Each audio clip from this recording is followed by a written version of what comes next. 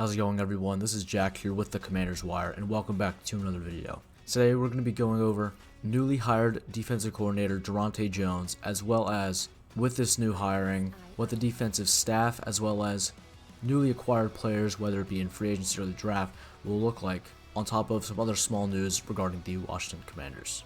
If you haven't already, please go down below, drop a like, subscribe, and turn on post notifications to know when I post next. I really do appreciate it. We recently just hit 500 subscribers, and I just appreciate it so much. And I guess now we're on the road to 1,000. So go down below, drop a like, subscribe, and turn on post notifications to know when I post next. Without further ado, let's get right into the video. Recent post on X from @Nikki. Sorry, I'm gonna butcher this name. @Nikki Jabavala. I apologize if I butcher that, but I'm going to put it up on screen so you guys can read it yourselves, stating that the Commanders' defensive staff remains fluid after the hiring of Darontae Jones as defensive coordinator, but the team is looking to bring on someone to oversee the front seven with a focus on improving the pass rush per source. And obviously, the pass rush and the front seven of this Commanders defense was not good last season, and we definitely need some improvements along the defensive line for the 2026 season with both personnel as well as with coaching. So I think this is a very good thing for Adam Peters to be looking into. And speaking of that, according to @GCarmy21 on X, he states that keep an eye on former Vikings defensive line coach Marcus Dixon, who is a free agent this offseason. He recently interviewed for the Cowboys defensive line coach position. And Dixon has 7 years of coaching experience, including stints with Hampton University, the Rams, the Broncos, and most recently the Vikings. So this is probably one of Darontae Jones' guys, and probably someone that he may want to bring to the Washington Commanders to be this team's next defensive line coach. I wouldn't be surprised if the Commanders made this move, and this could be someone who knows the scheme that Darontae Jones wants to run and be able to bridge the gap between the Commanders' players as well as with defensive coordinator Darontae Jones. Next up, according to Jeremy Fowler, Washington assistant coach Jason Simmons, who interviewed for the Steelers defensive coordinator job, is expected to join the staff in a prominent defensive role per sources. This would be a reunion for Simmons, Patrick Graham, and Mike McCarthy from Green Bay. So this is another coach that is most likely out the door in Washington, and that means that there's another spot for Darontae Jones to bring one of his own guys, whether it be from his time under Vance Joseph or his time with the Vikings or even with his time at LSU where he was the defensive coordinator. He could bring in a guy to fit this role as well as on the defensive line. And also, I probably wouldn't be that surprised if recently fired defensive coordinator Joe Witt Jr. were to go to the Steelers as well, because I think he also has ties from that staff with Mike McCarthy, Patrick Graham with the Green Bay Packers. So that is another thing to look at. Again, according to @GCarmy21, they recently listened to a Matt Kohler interview where it appears that Flores Jones value two main things with the defense.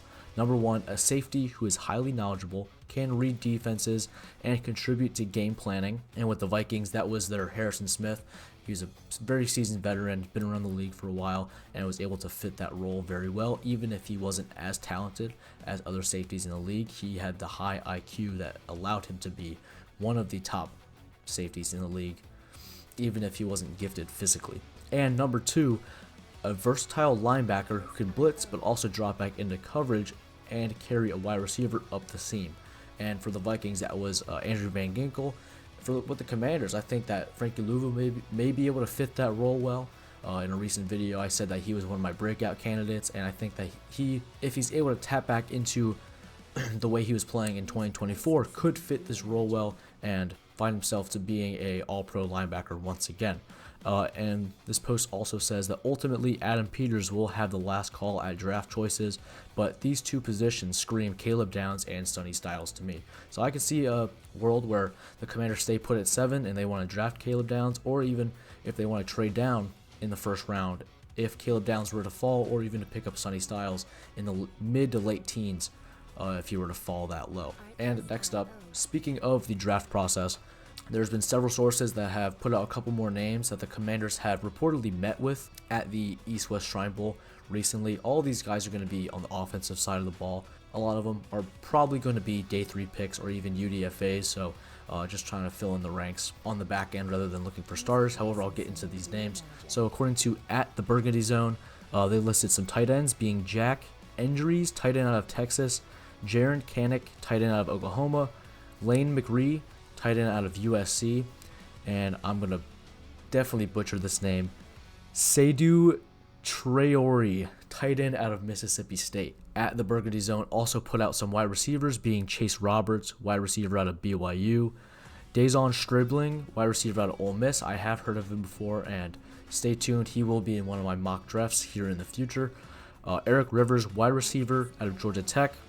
Skylar Bell, wide receiver out of Connecticut. Michael Wortham, wide receiver out of Montana. And Emmanuel Henderson, wide receiver out of Kansas. Now, I think these guys probably won't be everyday starters if they were to come to the Washington Commanders, whether it be on day 3 in the draft or be UDFAs. They're probably going to be practice squad guys, maybe some rotational guys, or even special teams guys. However, these are positions that do have question marks for the Washington Commanders. Obviously, at the receiver position, we have Terry McLaurin, Luke McCaffrey, and Jalen Lane. And besides that, we have a big question mark. The tight end position, we don't know if the Commanders are going to go with Ben Sinnott, get a guy in free agency, or the draft. That's also a big question mark. And as well as the running back position, which I'm going to go over here in a second. JCM, as well as maybe they want to bring back Chris Rodriguez on a cheap deal that could fill out the running back position, or they want to go and find someone else that maybe David Blau likes more for the type of offense that he wants to run. We don't know. So at the Burgundy Burner on X put out these running backs that the Commanders have reportedly met at the East-West Shrine Bowl, being Kentrell Bullock, running back out of South Alabama, Dean Connors, running back out of Houston, CJ Donaldson, running back out of Ohio State, Eli, I'm also going to butcher this name, give me a second, and Eli Heidenreich, running back out of Navy. So these are also guys that I personally have not heard of before, so they're probably going to be just players the Commanders are looking at late in the draft, or like I said before, UDFAs to fill out the practice squad or even become special teams players for the 2026 season. And lastly, from at DMV Commanders on X, they put out a list of potential free agent targets that the Commanders could be looking towards adding this offseason as a result of the hiring of Darontae Jones to be this team's new defensive coordinator. Some of these players I'm going to go more in depth in future videos where I look at potential free agents at each position. However, I'm just going to do a quick summary of all these players that are listed here on X. So at the start of the list, we have Jeff Okudah, cornerback. We have Eric Wilson, a linebacker. We have Tavierre Thomas, safety. Trey Hendrickson, defensive end. Kevin Byard, safety. Derek Barnett, defensive end. Eric Stokes, cornerback. And this guy at DMB Commander says that they're going to be throwing the bag at Henderson during free agency. I wouldn't say I completely agree with that statement at the end. However, I do see a world where all these players are potentially added in free agency. I know I've heard a lot of buzz on Eric Wilson being this team's new, potentially their new Mike linebacker if Bobby Wagner does not come back, which I would assume so. I think that he could come in and instantly be the captain of the defense, and he already knows Darontae Jones as a coach and has been in the Brian Flores type scheme for the last couple of years. So I think that Eric Wilson could be here for a year or two to be the temporary captain of the defense under newly hired defensive coordinator Darontae Jones. Now the rest of these guys, Trey Hendrickson, I think he'd be great. However, I don't want to overpay for someone that is getting older, maybe a little more injury prone, and I know it's going to be a bidding war once he hits free agency. Getting up there in price for a guy like Trey Hendrickson would be in the best interest for the Washington Commanders, regardless of how much money they have in cap space. Now, Jeff Okudah could be a decent target for the Washington Commanders. He's been a little quiet over the last year or two, and they could land him on a cheap deal here in Washington to maybe even be this team's number 2 corner with Trey Amos and Mikey Sanders. And the rest of these guys, Tavierre Thomas, definitely could see him coming. Kevin Byard, maybe, I really don't know. Eric Stokes, I could see potentially coming to Washington. We'll just have to see once we get to free agency and where these guys go, as well as who the Commanders really want to target in free agency. I think that the defensive end position is going to be a very, very high priority. Safety and corner will be probably a step below that, as well as linebacker. I think the Commanders are going to be looking at the front seven more than they are going to be looking at other positions on defense. But what do you guys think? Let me know down below who you guys want to target in free agency to be additions on the Darontae Jones defensive scheme. It could be any guys. It could be any of these guys I've listed here, or it could be another guy that you want to see in free agency. Just let me know down below. This is the end of the video. I appreciate all you guys sticking with me to the end. Like I said before, go down below, drop a like, subscribe, and drop a comment. I really do appreciate it, and we're on the road to 1,000 subscribers. So thank you guys so much. God bless, and hail to the Commanders.